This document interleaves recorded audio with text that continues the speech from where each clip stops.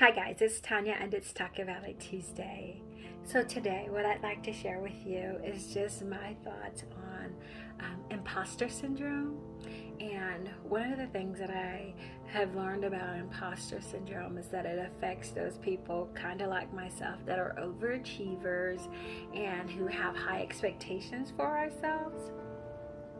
And so some of the side effects that people who are overachievers and high achievers deal with when it comes to imposter syndrome is self-doubt, sabotaging your own success, overachieving, and fear of not living up to your expectations or the expectations of others.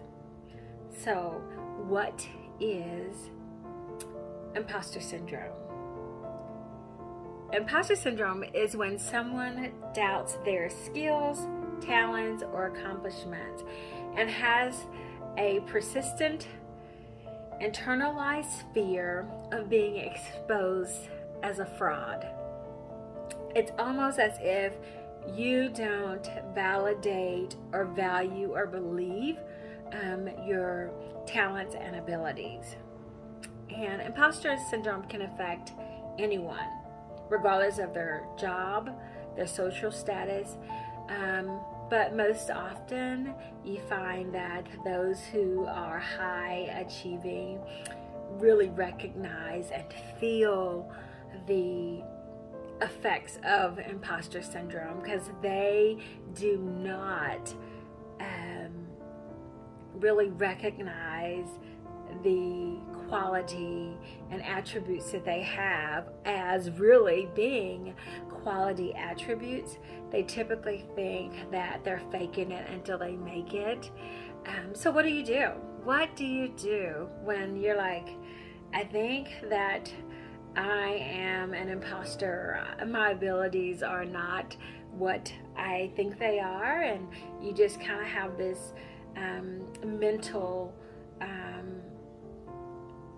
thought that you're not capable of doing the things that you are truly capable of doing. And one thing that you can do is separate the facts, right? Separate your feelings from the facts.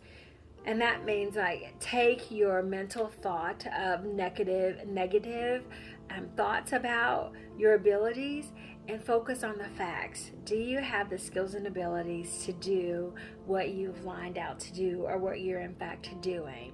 Have you put in the time and the effort to gain the skills that you need in order to be successful at that? Also, as high achievers, it's hard to have a healthy response to failure.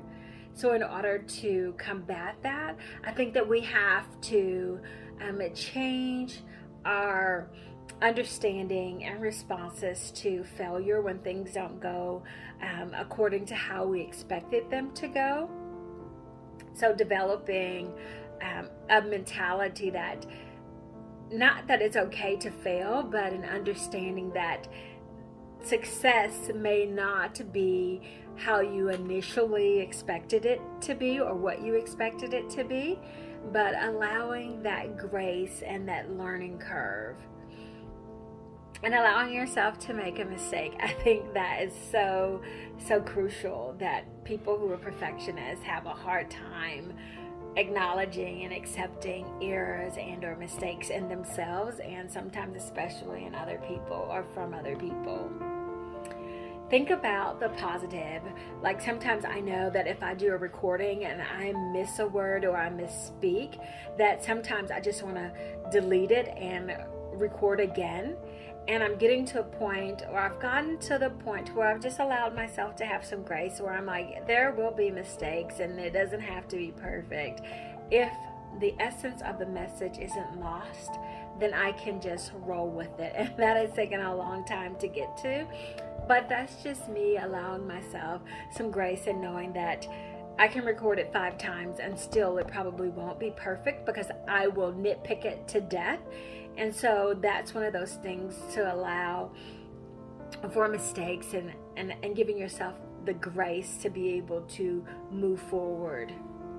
And accepting or accentuating the positive is finding something that's great about what you do and what you're doing, and focusing on those things and not dwelling on the things that went wrong or that are not perfect. I think one of the key things when it comes to imposter syndrome is changing the script. Now, we have the script that we tell other people. We can name our positive attributes and we can do all those things. But in our mind, changing the script that we allow to play over and over and over in our mind, the being in charge of how you respond to your disappointments and mistakes. And how you think about yourself. So changing the script about how you see and think about yourself. This has been Tanya with Talk About It Tuesday. Enjoy the rest of your week. Be blessed.